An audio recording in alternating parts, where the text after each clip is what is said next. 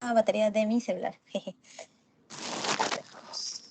Sí, perfecto. Entonces, ¿me ven? ¿Me escuchan? Entonces empezamos con mi celular y la tablet acá. Cualquier cosa aprenden el audio. No creo que pueda haber WhatsApp durante la clase. La cosa es que se esté grabando y quede grabado esta clase. Me han dicho que ya esta semana, este fin de semana que tienen, que va a venir, la próxima semana tienen su primer examen parcial. Entonces, durante la semana tenemos que coordinar una clase para hacer el repaso así fast, tipo banqueo, ya chicos, para su primer parcial. Entonces, me dicen los horarios. Creo que el día más factible para mí, por lo menos, es jueves o martes en la... No, perdón, miércoles en la noche.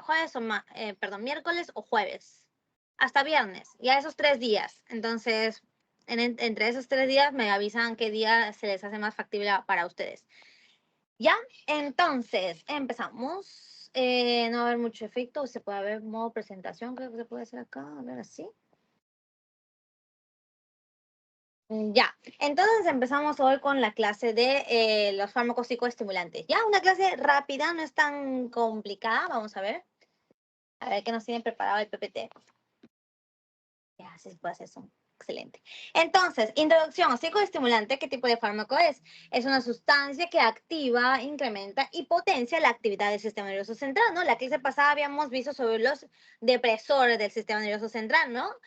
Que hacían, aumentaban la actividad del GABA, ¿se acuerdan? De nuestro neurotransmisor endógeno GABA. Entonces, en este caso va a ser todo lo contrario, ¿no? Porque queremos estimular más las neuronas. Queremos que las neuronas se exciten más, ¿no? ¿Y cómo hacemos eso? Generando más potencial de acción. ¿Se acuerdan, no? La curvita que hemos visto de los milivoltios. El potencial de acción iba de los menos 70 milivoltios a los 30 milivoltios, ¿no? Ese rango de subida de electricidad en la membrana interna de la neurona es el potencial de acción, ¿ok? Entonces, lo que queremos es, con estos fármacos, que nos dé más potencial de acción. Ejemplos de psicoestimulantes tenemos a las antinas, por ejemplo, la cafeína, que se encuentra en el café, teofilina, que se encuentra en el té, y teobromina, que se encuentra en los chocolates, ¿no? Acá está. Entonces, ¿qué más? Otros fármacos que lo consideran ya, digamos, droga, aunque droga también es como decir fármaco. No, pero comúnmente conocido como drogas, tenemos acá la anfetamina, ¿no? Espero que no tomen ustedes. Cocaína, por ejemplo. No, también son psicoestimulantes. Su mecanismo de acción, básicamente así, en términos generales, es aumentar, ¿no?, la excitación de las neuronas, generando potencial de acción. ¿Qué más? Entonces, psicotrópicos o psicoactivos. Lo mismo, ¿no? Básicamente lo mismo. Son ahora fármacos que más bien afecta la mente, los procesos mentales superiores, ¿no? Acuérdense que la parte de la corteza frontal, ¿no?, es donde se encargan de los procesos mentales superiores, ¿no? Pensar, calcular. ¿Qué más? Todos los sentidos también, ¿no?, están acá.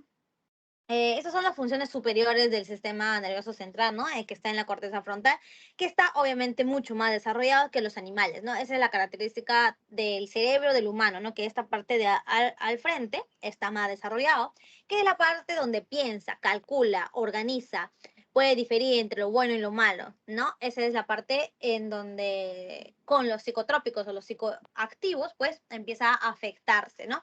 ¿Cuáles son estos fármacos? El alcohol, por ejemplo, ¿no? O cannabis. Anestésicos, barbitúricos, no lo hemos visto en la clase pasada. Estos fármacos afectan a ese lugar. Hemos visto, ¿no?, los anestésicos también, ¿no? Sobre todo los anestésicos disociativos se encargaban de deprimir, ¿no?, esta parte, o afecta, ¿no?, la parte de la corteza frontal, de los procesos mentales superiores. ¿Qué más? Acá está, ¿no? Que el alcohol, bueno, los estudiantes de medicina también lo toman como si no hubiera un mañana. Y acá vamos a hablar básicamente de 4 fármacos. En la teoría de su profesor también va a ser lo mismo.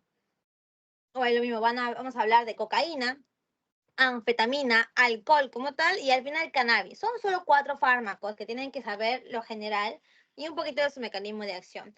Y yo no voy a hablar mucho de su farmacocinética como tal, es abundante en cada uno, entonces les recomiendo que puedan leer un poquito en el libro sobre los farmacocinética.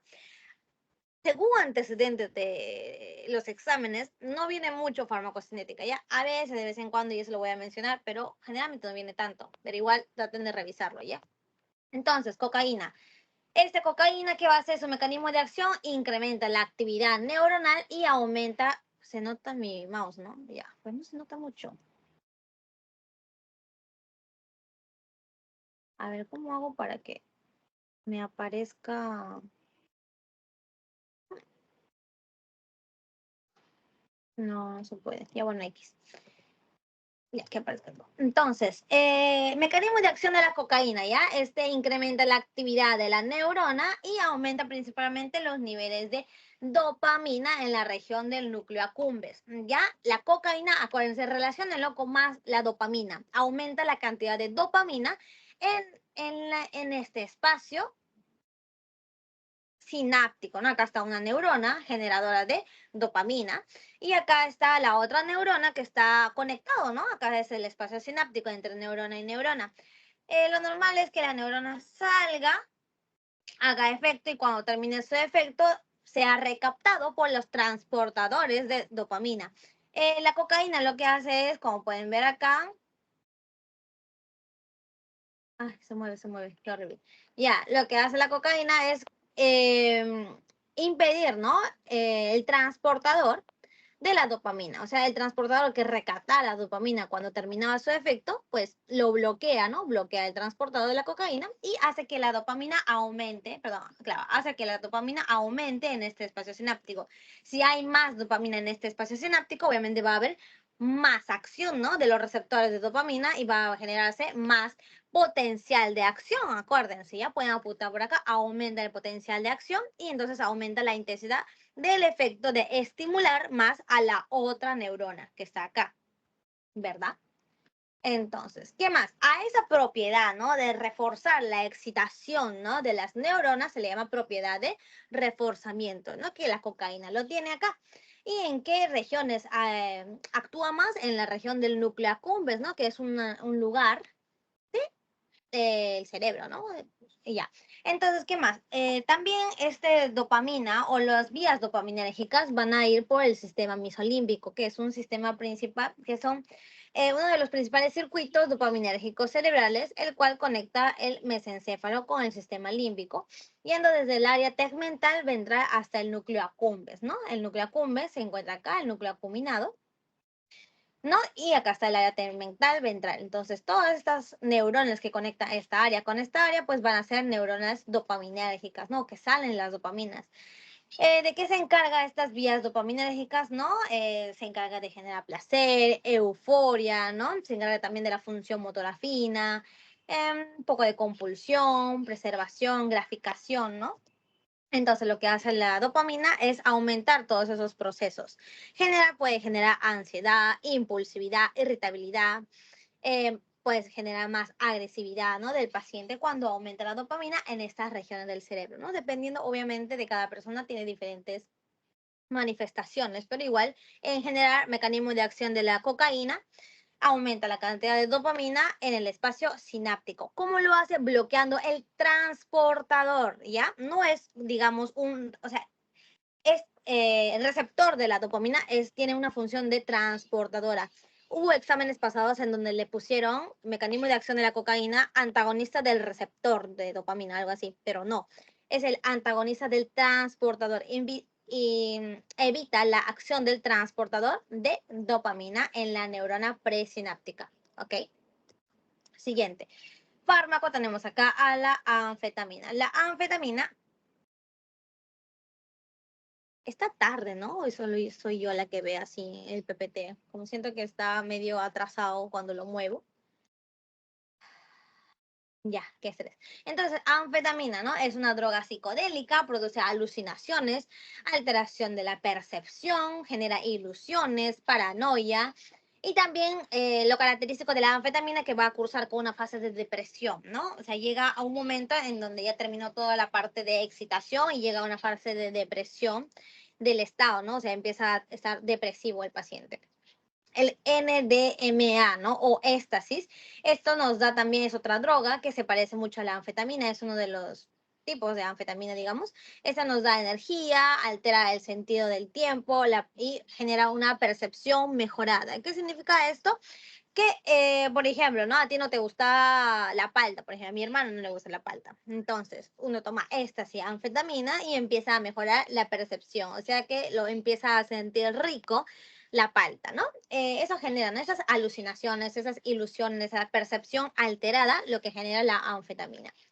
Y es fácil de, digamos, entender eso, ¿no? Porque esas, digamos, ¿cómo se dice? Tenemos esa imagen, ¿no? De las drogas como tal, de la anfetamina, de la cocaína, generan esas cosas. ¿Cuáles son los efectos negativos que genera la anfetamina en nuestro organismo? Puede generar taquicardia, boca seca, trimus, hipertermia. Se empieza a activar un poquito el sistema nervioso simpático, ¿no? Taquicardia generaba el sistema nervioso simpático, entonces eso hace la anfetamina. ¿Cómo así? El mecanismo de acción de la anfetamina son varios, entonces se tienen que aprender varios, pero lo principal es lo mismo que la cocaína. La cocaína, ¿qué hacía? Evitaba el transportador de la dopamina, ¿verdad? De la DEA, dopamina. También, no solo la dopamina, sino la anfetamina también puede bloquear el transportador de la noradrenalina, Este es uno de sus principales mecanismos de acción, entonces aumenta la cantidad de dopamina, de la noradrenalina en este espacio sináptico, entonces va a excitar mucho más a la neurona receptora que está acá, ¿sí? Entonces, acá es donde sale el NET, el DAT y el CERT, ¿no? La anfetamina se encarga de bloquear a todos estos transportadores de neurotransmisores. Tenemos al transportador de la noradrenalina, tenemos al transportador de la dopamina. Ah, acá está, al fin salió esta marquita. Ya bueno, tenemos el transportador de la noradrenalina, el transportador de la dopamina y el transportador de la serotonina, ¿no? NET, DAT y CERT. ¿No? La anfetamina lo que hace es bloquear todos estos transportadores que recaptaban a estos neurotransmisores y aumenta la cantidad de neurotransmisores en el espacio sináptico. Entonces, si hay más neurotransmisores acá, va a haber más potencial de acción. Va a excitarse mucho más la neurona, ¿verdad? Ese es el fin de la anfetamina. Y así tenemos mucho más mecanismo de acción de la anfetamina que podemos mencionarlo acá resumido, ¿no? ¿Qué más hace? Inhibe la recaptación, ¿no? De muchos neurotransmisores, dopamina, noradrenalina, serotonina. ¿Qué más hace? Se mueve esta cosa. La perturbación del transportador vesicular, promoción de la síntesis de neurotransmisores, o sea, que genera más neurotransmisores, e inhibe la MAO. La hemos visto la clase pasada, ¿no? Antepasada, perdón. La clase antepasada hemos visto la MAO, la monoaminoxidasa. ¿Qué es la monoaminoxidasa? Era la enzima que estaba en las mitocondrias de la neurona presináptica, ¿verdad? ¿Y qué hacía? Degradaba a los neurotransmisores que estaban fuera de la vesícula. Entonces podemos ver acá. La anfetamina, uno de sus mecanismos de acción es inhibir a esta MAO, Ay, espérenme, ya, a esta MAO. MAO era una enzima mitocondrial que se encargaba de degradar a la noradrenalina que estaba fuera de, almacenada en la vesícula, no fuera de la vesícula. Entonces, si inhibimos a la MAO, pues va a haber más noradrenalina en la neurona presináptica y una de esas va a salir haciendo su acción, ¿no? ¿Qué más podemos hacer? Perturbación del transporte vesicular, ¿no? Acá ahí tenemos la proteína BMAT que se encarga de transportar la noradrenalina adentro de la vesícula, ya, perdón, fuera de la vesícula. Entonces, la anfetamina lo que hace es activar, perdón, esperen. Entonces, acá tenemos esta proteína BMAT, ya, BMAT, no se acuerda el nombre, no es necesario. La anfetamina lo que es unirse a esta proteína para inducir a que la noradrenalina ingrese a la vesícula, ¿ya? Eso hace. Y así anfetamina se encarga de como que unirse a muchas de las proteínas vesiculares, ¿ya? Uno de las proteínas vesiculares es el BMAT, ¿ya? Acuérdense de eso. Entonces, anfetamina se une a esta proteína para inducir el ingreso de la noradrenalina adentro de la vesícula. Entonces, toda noradrenalina que está dentro de la vesícula va a poder hacer exocitosis y hacer el efecto. Ya, ese es uno de ellos. El otro es promoción de la síntesis de el neurotransmisor, o sea, que genera más noradrenalina. Y ya hemos hablado de la inhibición de la recaptación, ¿no? Inhibiendo el NET, ¿no? Farmacocinética de la de la anfetamina. Pues no pregunta mucho, pero lo vamos a mencionar un poquito. Su metabolismo es hepático, hace hidroxilación. Hidroxilación alifática en la y N de alquilación mediado por la enzima CYP2D6. Esto sí fue pregunta de examen. Antes, no metabolizado por esta citocromo P450 del tipo CYP2D6. ¿Ok? Y es potencialmente un alucinógeno la anfetamina. Ojo, también pregunta de examen. ¿Cuál es el antídoto de la anfetamina? El bupropión. Ya, el bupropión.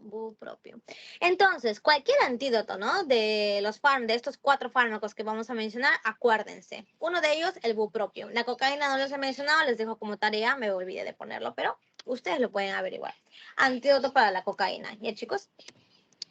¿Qué más? Otro psicoestimulante, tenemos al alcohol. Alcohol.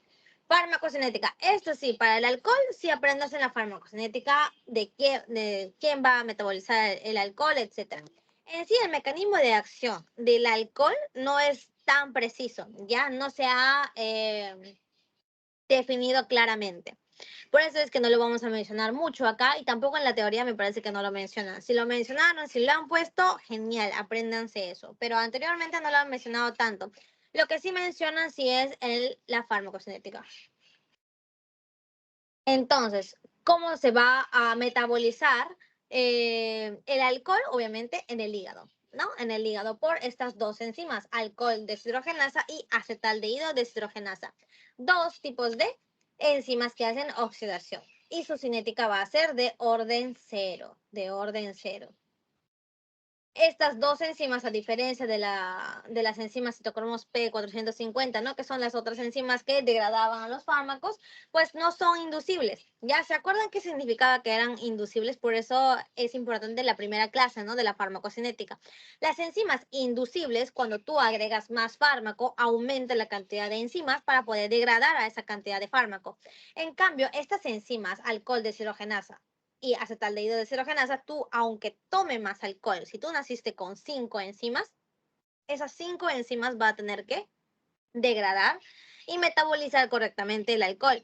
Y cuando no ocurre eso, cuando a ti se te ocurrió tomar 10 litros de alcohol, cuando tú solo tienes para poder tomar 5 litros, pues empieza la resaca, ¿no? Los efectos adversos del alcohol. Entonces podemos ver acá el alcohol básicamente se va a ser metabolizado en el citosol del hígado por estas 2 enzimas, alcohol deshidrogenasa que lo convierte en acetaldehído y el acetaldehído va a ser metabolizado por el acetaldehído deshidrogenasa, convirtiéndose en ácido acético y agüita, ¿verdad? Ahí termina el metabolismo. Si es que tomamos prudentemente, pero si no, si nos pasamos de eso, lo que empieza a acumularse en nuestro cuerpo es esta sustancia que es el acetaldehído, la sustancia tóxica que sale del metabolismo del etanol, del alcohol. Ya el acetaldehído es el causante de todos los síntomas de la resaca, ¿no? ¿Cuáles son los síntomas de la resaca? Pueden venir en un caso clínico, ¿no? En el examen. Rubor facial, náuseas, vómito, vértigo, cefalea, ¿no? Todos esos síntomas terribles que podemos tener el siguiente día de una juerga, pues es causado por la acetaldehído, básicamente, ¿verdad?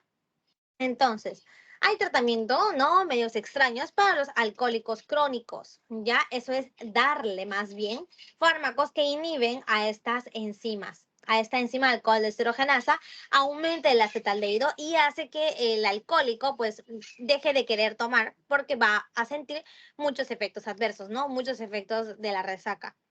Uno de esos fármacos es el disulfiram. Y otro de los que no se usa como ese tratamiento, pero hay tratamiento, ¿no?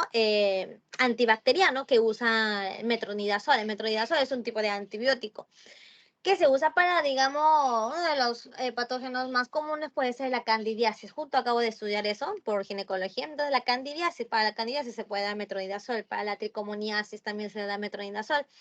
Este antibiótico pues no se puede tomar junto con el alcohol porque aumenta los efectos de la resaca. Como así va a inhibir el alcohol deshidrogenasa, no va a hacer una interacción farmacológica y pues va a intoxicarse de alcohol el paciente. Entonces, cuidado con las mujeres que toman metronidazol.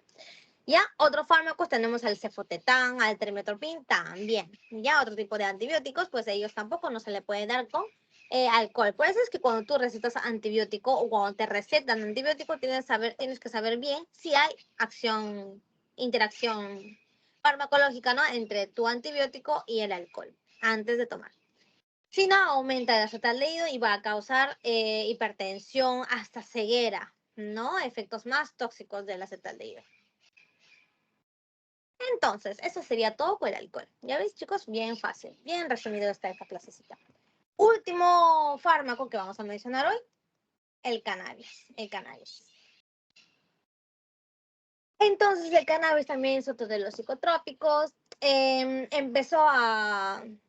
Se dieron cuenta que existía el cannabis, ¿no? En 1964 en las plantas, ¿no? Encontrando la sustancia esta que son los fitocannabinoides, ¿no? Encontraron en plantitas. Que encontraron el THC o el CBD, ¿no? Que son las sustancias así alucinógenas del cannabis. 1985 se han empezado a crear cannabis sintéticos en el laboratorio, ¿no? Como el nabilona, como la nabilona. 1988 se ha encontrado en el laboratorio los receptores del cannabis, ya que que no se sabía en dónde actuaba, pero que actuaba. Entonces, ahí recién en esta época, pues se encontró el CB1 y el CB2, que son los receptores del cannabis. Y en 1992 se encontró que teníamos nosotros mismos endocannabinoides, o sea, que sustancias que se parecen al cannabis que salen, ¿no?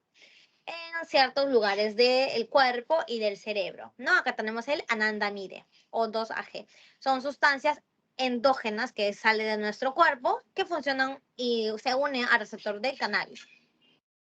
Entonces acá mencionando un poco, ¿no? Sobre los receptores del cannabis, CB1, CB2, ¿no? Acuérdense que son receptores tipo metabotrópicos en donde va a tener su proteína G. En este caso me parece que está acoplado a una proteína G inhibitoria, sí, bien raro. Se encuentra en receptores presinápticos o postsinápticos, ¿ya? ¿Cómo se llama? Receptores de cannabis. Estos receptores CB1, CB2 también van a diferenciar en su localización, ¿ya? El CB1 puede estar más central que el CB2, ¿no? Se pueden encontrar en el cerebro, pulmón, corazón, aparato reproductor. Y el CB2 más en los músculos esqueléticos, ¿no? El tejido adiposo, intestino, sistema inmune, ¿no? Huesos, más en la periferia, ¿ya? También estos cannabis, ¿no? Se utilizaron, ¿no? Para ciertos tratamientos. ¿Cómo es esto, no? Los cannabis terapéuticos. ¿Para qué? Para la quimioterapia, como anticonvulsivantes, para disminuir la presión intraocular. Obviamente no es de primera elección, ¿no? No es de primera elección porque sabemos que causan muchos efectos adversos, al igual que el alcohol, al igual que la cocaína, al igual que la anfetamina. Por algo le temen, ¿no? Las mamás, o sea, no tomes droga ya.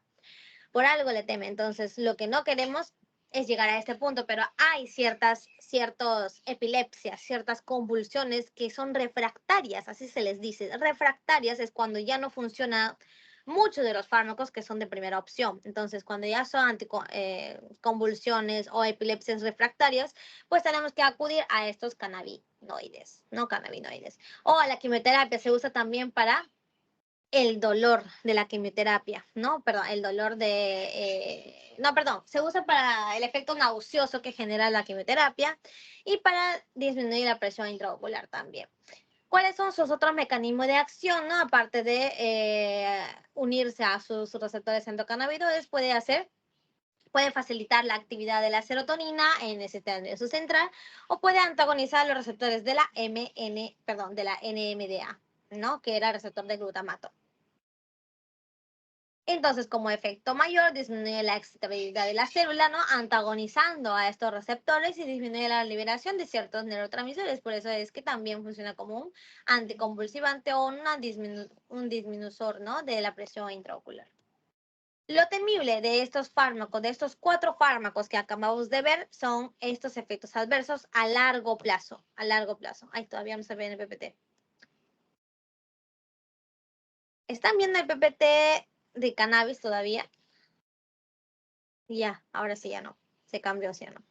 Entonces, todos estos efectos que acaben, dependencia, síndrome de abstinencia y tolerancia, son los efectos temibles de estos psicoestimulantes. Cocaína, anfetamina, alcohol, cannabis, genera todos estos efectos. Primero, ellos generan dependencia. Todos estos efectos adversos son efectos adversos crónicos, ya pacientes que toman por varias veces largo tiempo estos fármacos, que generan dependencia. Hay dos tipos de dependencia, dependencia psíquica y dependencia física. ¿Ya qué es la dependencia? Es la adicción, ¿no?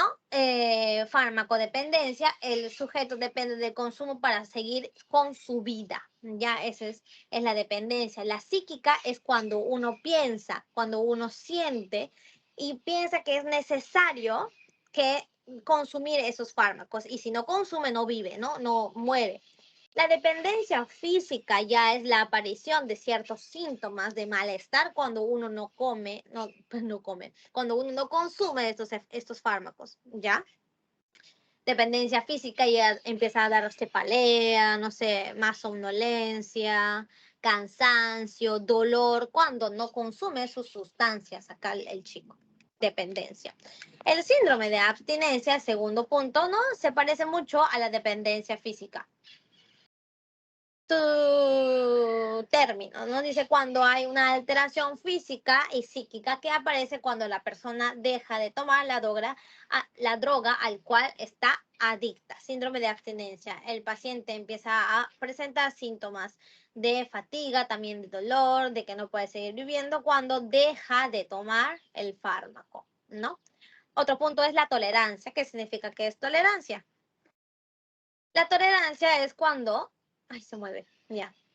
La tolerancia es cuando hay una administración continua, cuando hay una administración continua de varias veces de forma crónica, ¿no? Cada vez disminuye más el efecto que se ve del fármaco, ¿no? Se va a necesitar incrementar la dosis para tener el mismo efecto que hubo al inicio. Eso es la tolerancia, ¿no? Y acá pueden ver en la imagen. Ahora digo, chicos, voy a cerrar la ventana, creo que está haciendo mucha bulla. ¿Se escucha la bulla de afuera? Vamos a ver.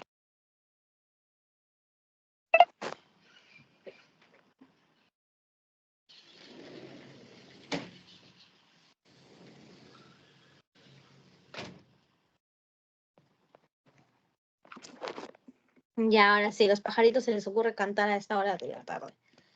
Ya, entonces la tolerancia, como en la imagen lo podemos ver, a un inicio el niño acá con un cigarrito de nicotina, que contiene nicotina, que también es un psicoestimulante, pues, o que genera dependencia, con un cigarrito al día le bastaba, ¿no? Se sentía con placer, tranquilo, ¿no? Le quita la ansiedad según él. Pero luego de estar consumiendo varias veces un cigarro al día, pues empezó a aumentar a 5 cigarros al día. Y así, necesita más cigarros cada vez más para sentir el mismo placer que sentía a un inicio. Y luego, por último, pues necesita 20 cajetillas al día para poder sobrevivir, para poder sentirse bien con uno mismo, ¿no? Para sentir el mismo efecto que ha tenido al inicio. Eso genera estos fármacos, una tolerancia, ¿verdad? Terrible, ¿sí o no? Entonces, tenemos dos tipos de mecanismos que explican la tolerancia o la aparición de la tolerancia. La tolerancia tipo farmacodinámica y la tolerancia tipo barbitúricas, ¿ya? La tolerancia tipo farmacodinamia o morfina, que la morfina también puede generar esto, es la disminución, ¿no? Del efecto de los receptores. O sea, los receptores empezaron a, digamos, no funcionar bien, ¿no? Los receptores como que se debilitan cada vez más, los receptores que captaban a la nicotina, en este caso la nicotina, entonces necesita más y más y más fármaco como para que el receptor pueda activarse. Ya, esa es la tolerancia tipo farmacodinámica. Farmacodinámica lo decimos porque tienen que ver los receptores del fármaco. La tolerancia tipo barbitúrica, ¿no? En este caso, los barbitúricos habíamos dicho que son inductores enzimáticos, ¿no? Mucho de eso es el fenobarbital, por ejemplo. Entonces, si vamos a inducir a las enzimas que degradaban, ¿no? Estos fármacos, entonces cada vez más vamos a degradar más. Y para tener el mismo efecto se tiene que consumir más. Entonces, ahí es el efecto de tolerancia tipo barbitúrico, ¿no? La degradación aumentada por la inducción que hizo el mismo fármaco. ¿Ya? Eso, chicos. Y último término, la sensibilización, que no es muy mencionada, pero lo menciona la teoría, así que pues lo vamos a mencionar acá también. Entonces, sensibilización, ¿no? A diferencia de la tolerancia era por culpa de, ¿no? de una administración repetitiva, pues genera menos disminución, ¿no? del efecto, entonces uno va a querer más y más y más fármaco. La sensibilización, por lo contrario, ¿no? Por una toma previamente, ¿no? de la droga, y luego dejó de tomar cierto tiempo, a la siguiente vez que toma, que vuelva a tomar una misma dosis, puede haber un efecto mayor. O sea, digamos, hoy tomo, ¿no? anfetamina, luego de medio año lo pruebo, la misma dosis, una pastillita de anfetamina, lo pruebo y pues casi me muero, ¿no? Vi Judas. Entonces, esa es la sensibilización previa que hubo por un consumo anterior, ¿ya? Esos efectos adversos crónicos es lo que tememos cuando hablamos de estos 4 fármacos, ¿ya? Cocaína, anfetamina, alcohol, cannabis. Y pues ustedes no sé si han tenido esa teoría ya, creo que ya han tenido su horario, ha cambiado ahora, al parecer son 2 veces a la semana, teoría, yo no sabía eso, no me han dicho tampoco, recién me lo avisan. Entonces, me parece que ya la han visto. Esa es la clase resumida de los psicoestimulantes. Ahora vamos a pasar a la otra clase, que son los fármacos antidepresivos. ¿Por qué los fármacos antidepresivos están en este grupo de los psicoestimulantes? Porque los pacientes deprimidos, ¿no? Si patológicamente su sistema nervioso está deprimida. Ya, esa es la teoría de la depresión. Entonces, lo que queremos es activarlo con los psicoestimulantes, que son los fármacos antidepresivos. ¿Ya? A ver, chicos, hasta acá alguna pregunta me han dicho. Vamos a ver el WhatsApp. Creo que no. ¿Puedes repetir eso del reforzamiento? ¿Del qué? De la parte de reforzamiento. Reforzamiento. Ah, ya, la primera parte. Dime si estoy viendo el WhatsApp. Me están escribiendo, creo. Reforzamiento. Reforzamiento, como el nombre lo dice. Propiedad del reforzamiento es que excitas más a la neurona. Simplemente, en este caso de la cocaína, hace su propiedad de reforzamiento aumentando la cantidad de cocaína en el espacio sináptico. Propiedad de reforzamiento es la propiedad que tienen estos psicoestimulantes de poder activar más a la neurona, de poder generar más potencial de acción. Ya acuérdense, más potencial de acción. A ver, dice acá, pregunta. Ah, sí, hay un examen pasado que está mal corregida. No sé si acá sale la corrección correcta. De NET, CERT y DART. Y sí, la cocaína inhibe a todas, al NET, al CERT y al DART.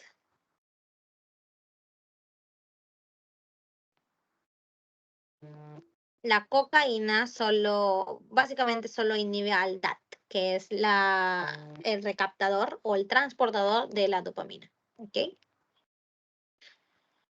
Que dice, marque la relación correcta entre droga de abuso y mecanismo de acción. Ajá. Ah, sí, no. Esa pregunta está mal corregida. Sí, está mal corregida. Esa es la anfetamina. Tania, disculpa, la cocaína dijiste inhibe al. DAT. D-A-T. Transportador de dopamina. Gracias. Me parece que algunas bibliografías dice que también inhibe la noradrenalina. Creo que en su teoría dice que también inhibe la noradrenalina, pero si le preguntan en el examen, la respuesta correcta era el DAT, o sea, la noradrenalina. Perdón, la dopamina. Otra Espera, pregunta. disculpa, yo me confundí ya. El DAT es transportador de. Dopamina. Acá está el Ya, MPT. gracias. Bueno, mira. Tania, disculpa. En la Sí, pregunta que dices que está mal corregida, entonces, ¿cuál sería la alternativa correcta? creo que yo he hecho un repaso de ese examen y me parece que no había una respuesta correcta. Ah, ok. Lo validaron todas, me parece, ese examen. Ok, gracias. Sí, horrible, ¿no? El ciclo anterior o antepasado validaron un montón de preguntas y un ciclo no le validaron nada de preguntas. Entonces no se confíen de que valide o no validen. Otra pregunta. Tania, Para empezar, dime. los psicotrópicos inducen potenciales de acción, pero, o sea, ¿Hay algún psicotrópico que induzca más, o sea, más potenciales de acción? O sea, uno que sea mayor que otro. Sí, sí hay. A ver, ¿nos Ah, podrías decir el orden? O sea, ¿quién induce menos, de menos a más? ya. En su teoría, había, creo que tú me mandaste el PPT, ¿no? Había uno de los PPTs, decía, así tal cual, no tal cual, pero decía como que cuál era mayor y cuál era menor. Ahorita específicamente no me acuerdo, pero sí me acuerdo de esa pregunta de examen, ¿ah? Te refieres a una pregunta de examen, ¿no? A un examen pasado. Ajá, sí, porque yo pienso que hay un orden también de estos Acá está. psicotrópicos que tienen, que claro, que sí tienen mayor efecto, por decirlo así. Más o menos, sí. Acá dice, en la PPT de ustedes, de la clase que me acaba de pasar, Bretsia, el PPT 13, ahí dice, está en inglés, pero uno dice very strong, otro dice strong, y otro dice moderado, y el otro dice weak. Ya, de ahí sacaron esa pregunta. Entonces, la morfina, por ejemplo, es uno de los psicoestimulantes y también tiene un efecto mayor, ya la morfina. Luego les pueden preguntar, cocaína sí tienen que acordarse, tiene un efecto mayor, ¿ya? Uno de los que dice very strong, ya, cocaína. Les voy a mandar el screenshot del, del PPT este. Yo ya lo Por envío al favor. grupo. ¿Quién? Ah, ya, yo ya ahorita lo envío, le tomo foto ahorita. Está en blanco y negro, pero. Ya lo envié ya. No está en blanco y Ah, negro, ya. es este Ya, PPT. ya. Ajá. Ese. Ya, de ahí sacaron. Yo me acuerdo también, porque tampoco no lo menciono yo en mis PPTs, pero en uno de los repasos le he puesto porque había una pregunta de eso. Entonces, acuérdense de la cocaína, ahí apunten cocaína, morfina. Miren, por ejemplo, el etanol, ¿no? Que hemos explicado hoy, no tiene un efecto tanto como la morfina. A ver, ¿qué más podemos resaltar acá? Anfetamina también no es tan fuerte, por eso es que la gente lo puede consumir fácilmente. ¿Qué más? Nicotina también es bastante fuerte, al igual que la morfina, al igual que la cocaína, ¿no? Cannabis es débil, por eso es que hay cannabis para tratamiento médico, ¿no? De las enfermedades que ya les he mencionado. Epilepsia refractaria, para la presión intraocular elevada y para la quimioterapia, náuseas de la quimioterapia. Eso, chicos. Solo eso. Barbitúricos también fuertes, ahí dice. Solo eso. ¿Qué tal? Otra pregunta.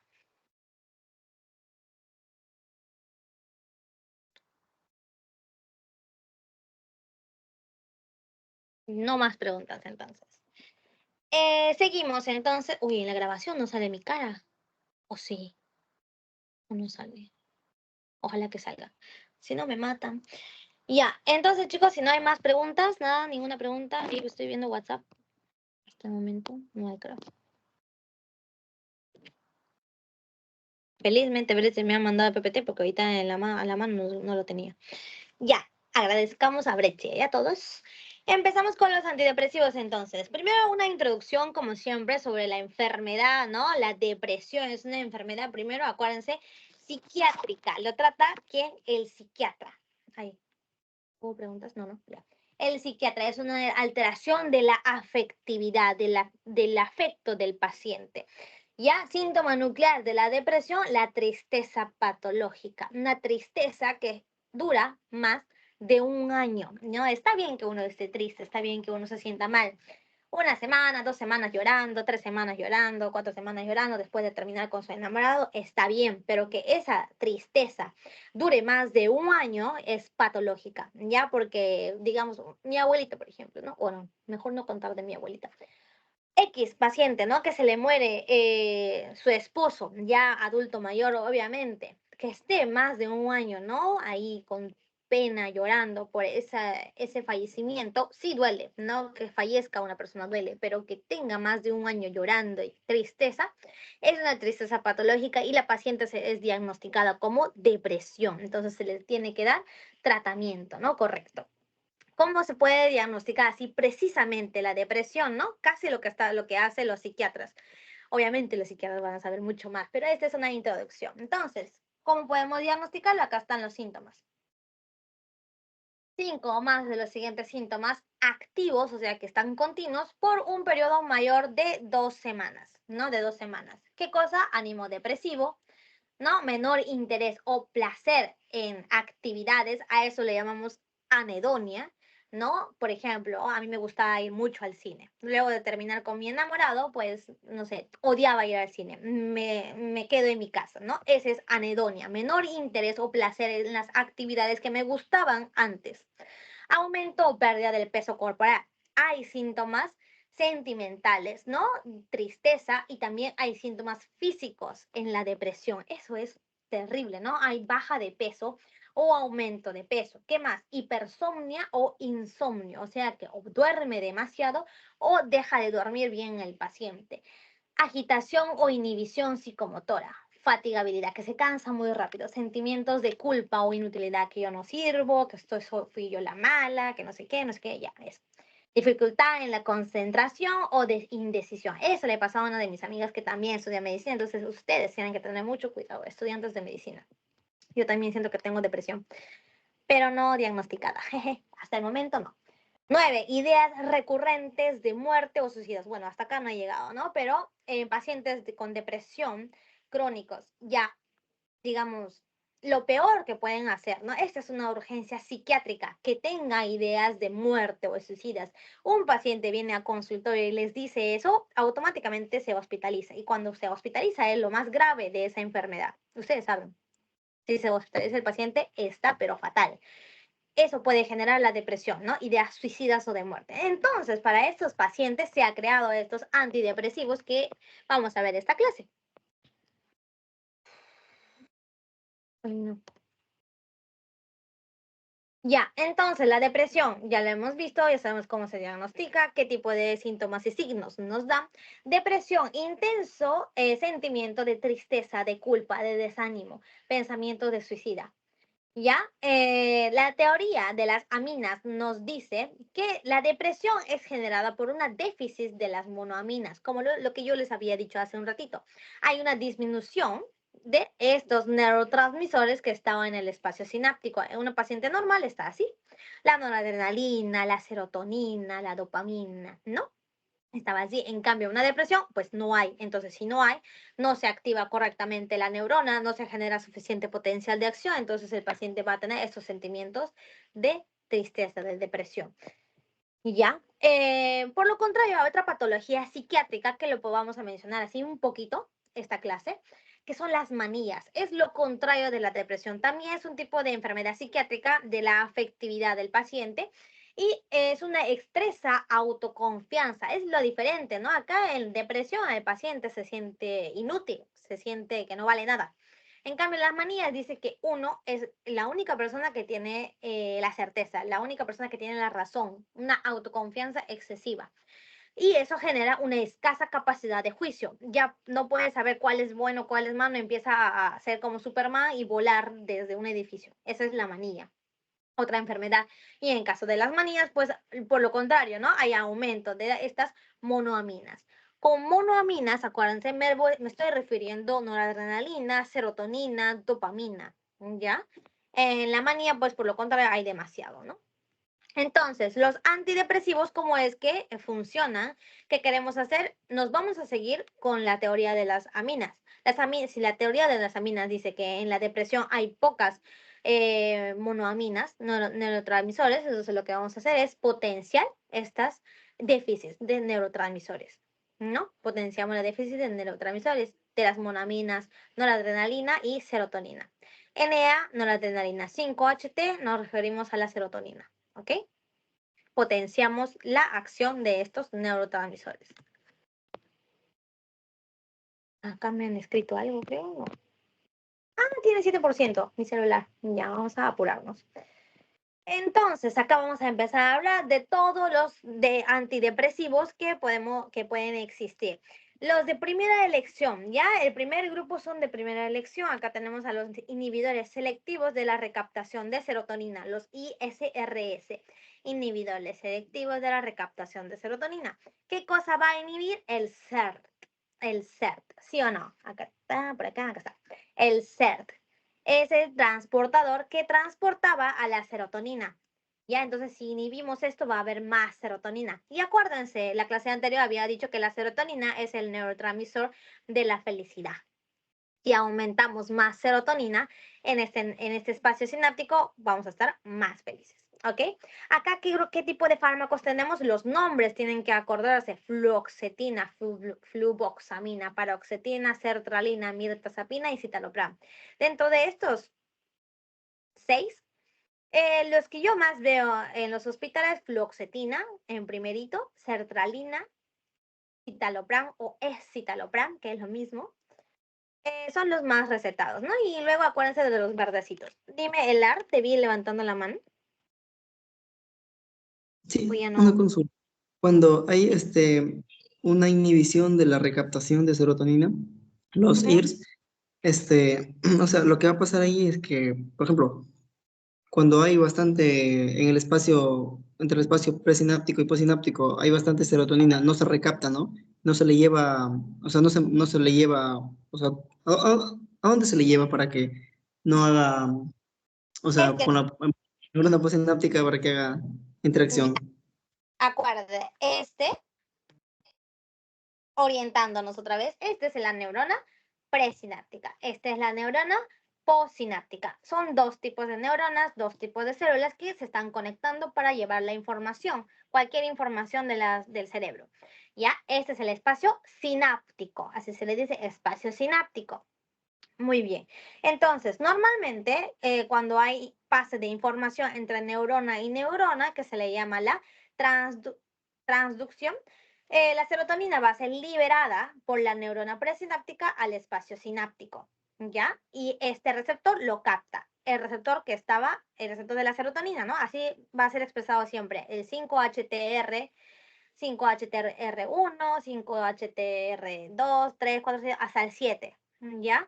Estos receptores van a generar potencial de acción en la neurona postsináptica, ¿ya? Genera potencial de acción. Entonces se activa la neurona y pasa la información correcta.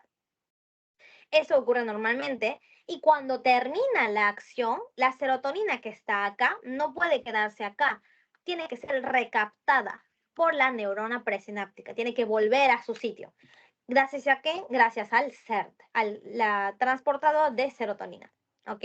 Al transportador al que recapta la serotonina. Eso es lo normal. En un paciente con depresión dicen que la serotonina está disminuida acá. Entonces, lo que queremos es aumentar más serotonina en este espacio sináptico. ¿Okay? Entonces, uno de los tratamientos es inhibir a este recaptador de la serotonina, a este transportador de la serotonina. Entonces, inhibimos esta proteína. Entonces, ya no va a haber quien vuelva, ¿no? Quien rescate la serotonina que estaba acá. Entonces, la serotonina se va a quedar estancada en este espacio sináptico y va a unirse más al receptor, a más, que está en toda esta membrana, va a activar más a la neurona, entonces va a activarse más el cerebro en los pacientes con depresión. ¿Se entendió más o menos? Sí, entonces cuando ya, por ejemplo, la interacción se acaba con el receptor, con el 5-HTR, en sí, el SER tiene que recaptarlo de nuevo a la neurona presináptica, ¿no? Eso es lo normal, eso es su chamba del CERT. Ajá. Ya, gracias. Chévere. Entonces, me espera un ratito porque hablé tanto que me duele la garganta. Vayan pensando de más preguntas y acuérdense, ahorita aprovechen acordándose de estas 6 fármacos. Este grupo de fármacos son los más preguntados porque es los más usados en la terapia para la depresión. ¿Ok? Un ratito.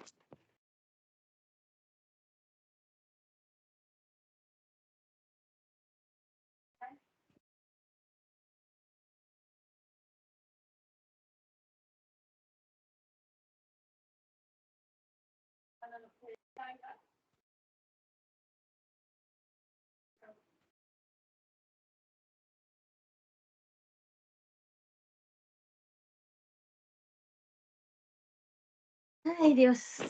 Ya, seguimos entonces. Disculpen, chicos, espero que se haya entendido esta parte. Y obviamente el SERT va a recaptar la serotonina. El NET es el transportador de la noradrenalina. Entonces, en este caso, el primer grupo de fármacos pues se va a encargar de inhibir al SERT, ¿no? Inhibidores selectivos de la recaptación de serotonina. Efectos terapéuticos que nos dan a este tipo de fármacos pues está indicado para la depresión mayor.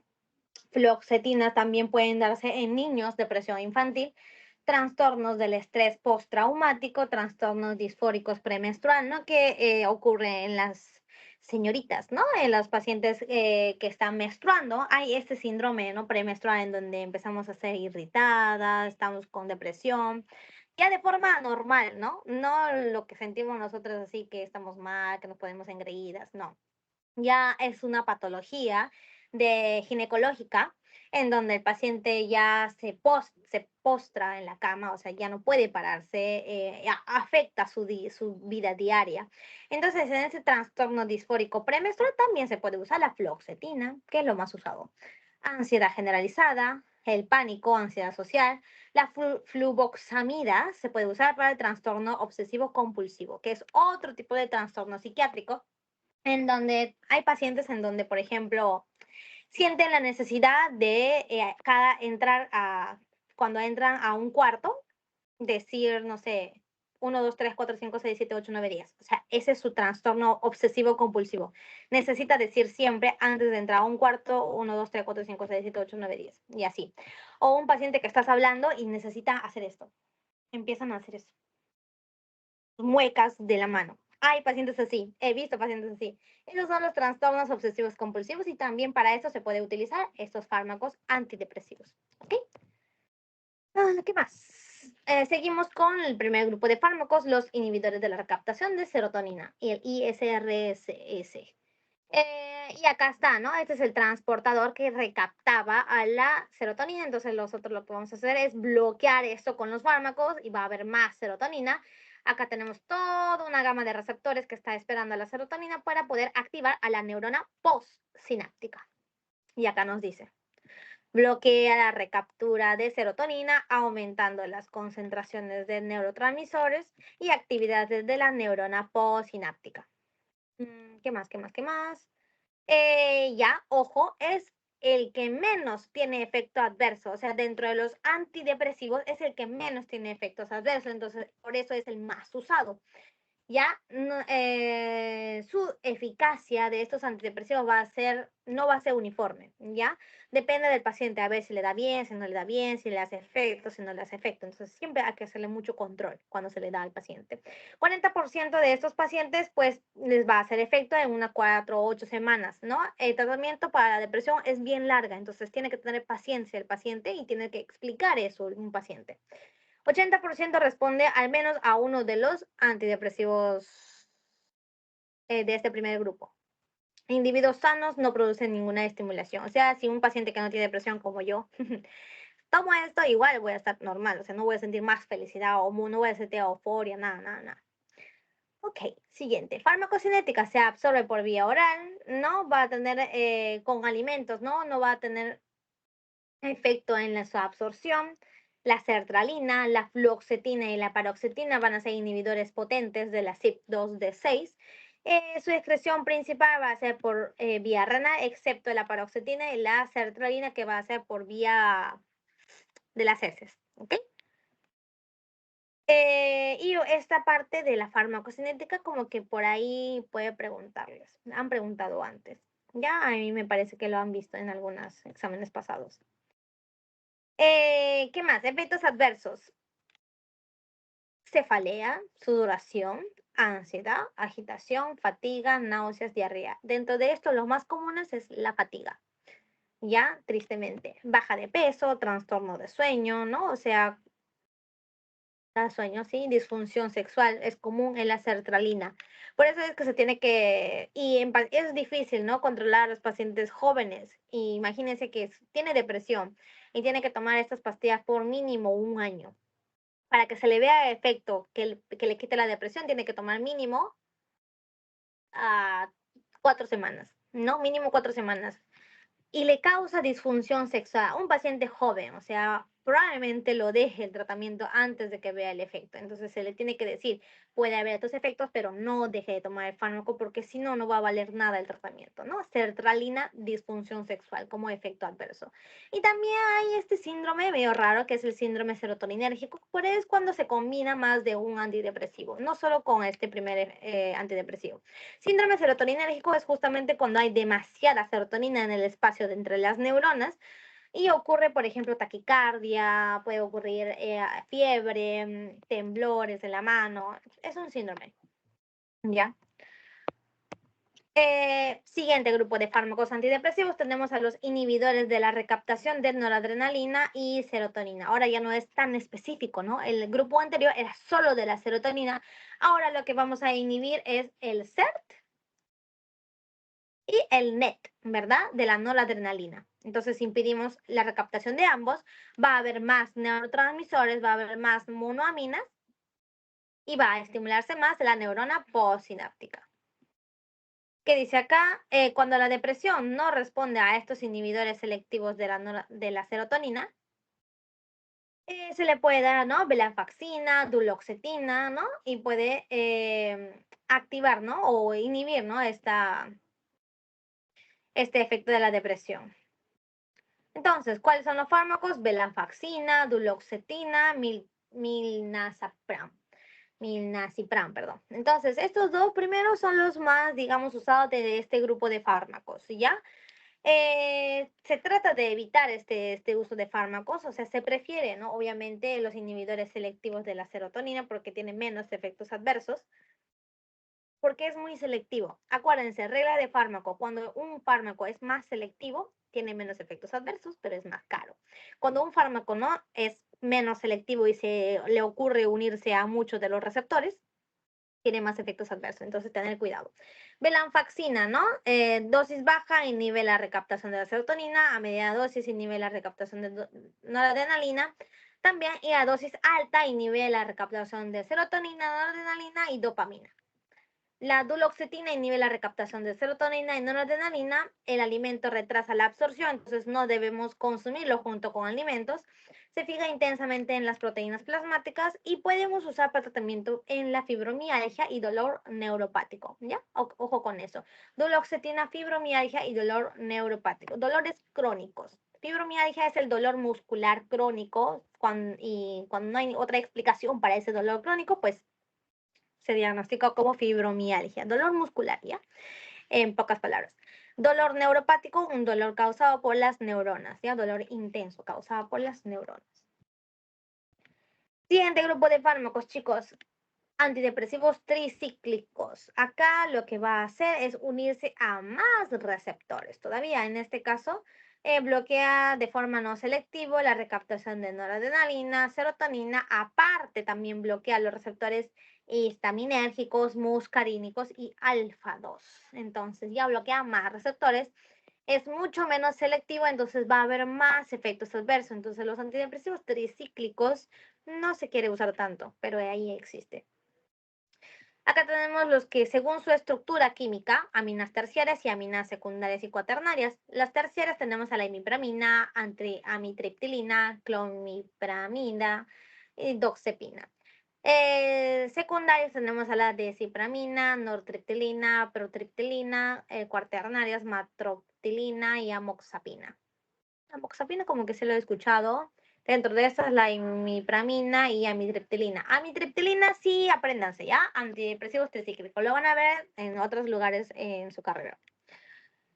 Seguimos. Efecto terapéutico, ¿no? Pacientes que no responden con el primer tratamiento, que es la inhibidores selectivos de la recaptación de serotonina, pues se les puede considerar dar esos fármacos.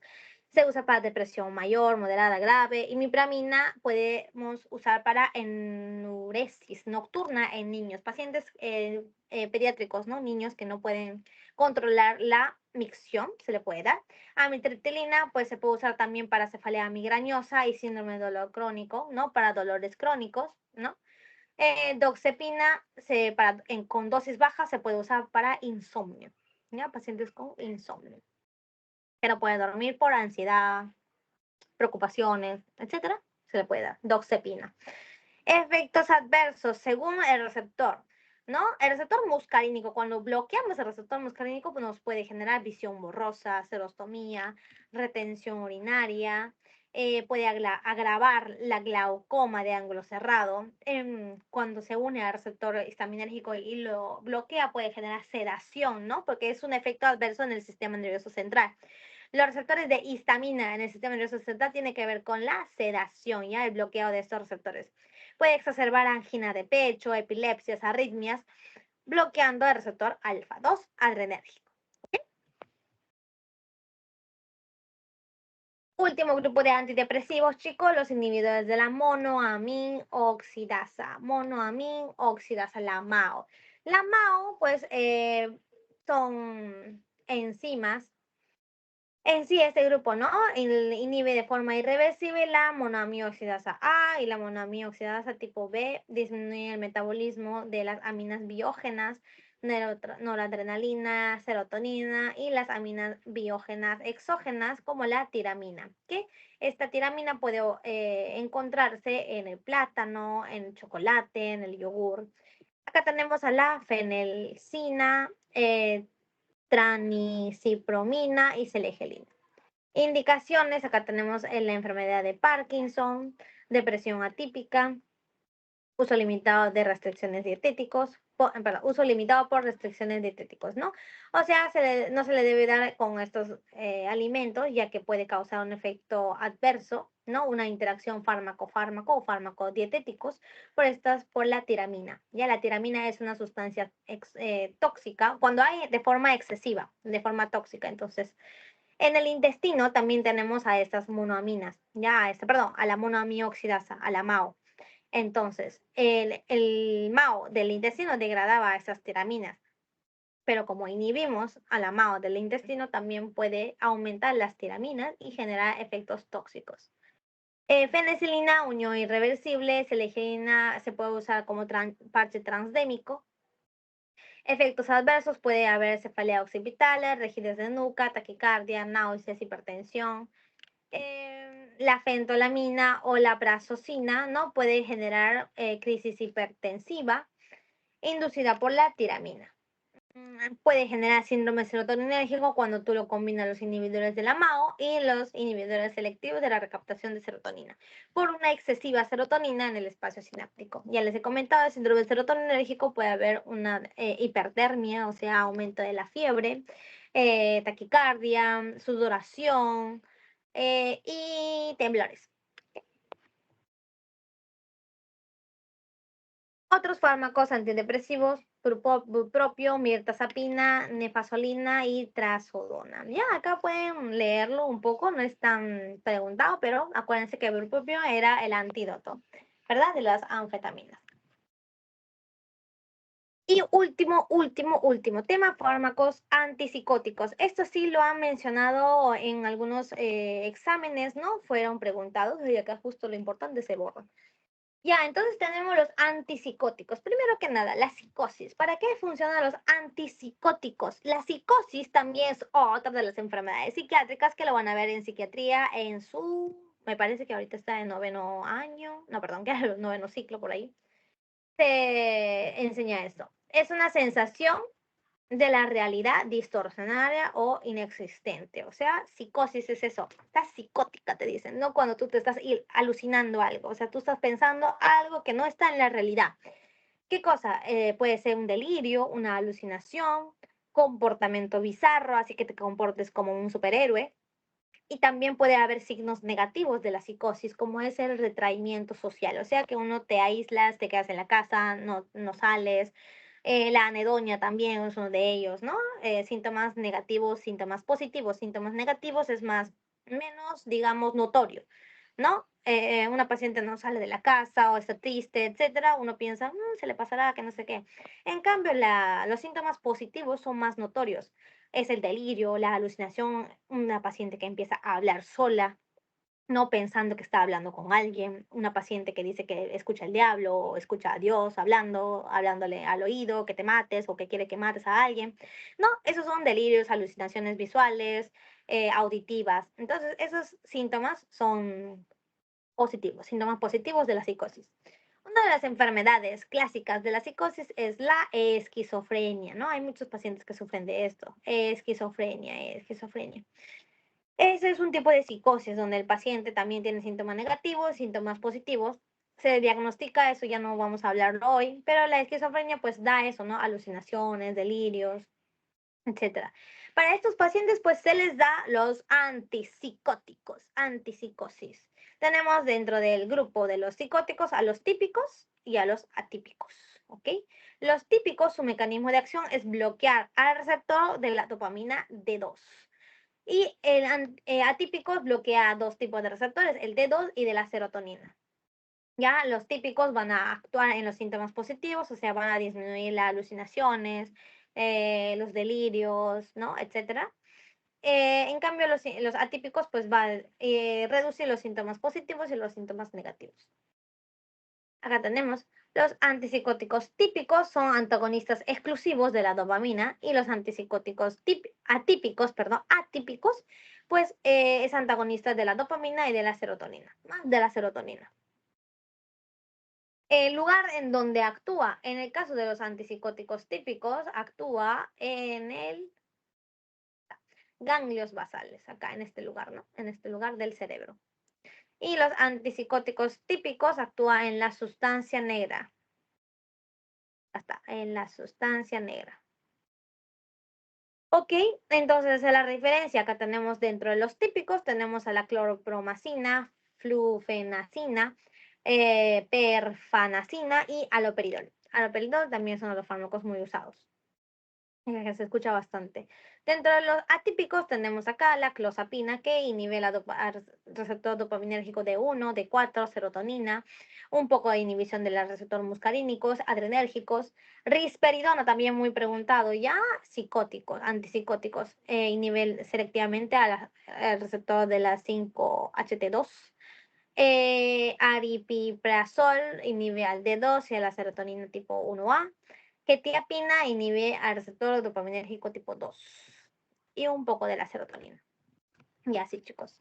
Efectos adversos de estos fármacos antipsicóticos, como está inhibiendo a los receptores dopaminérgicos, puede generar efectos secundarios neurológicos como el parkinsonismo. El parkinsonismo nos puede dar como característica la rigidez, temblor, ¿no? de las manos, falta de coordinación, etcétera, y esto es ocasionado por el aloperidol y la flufenacina. Ya, flufenacina.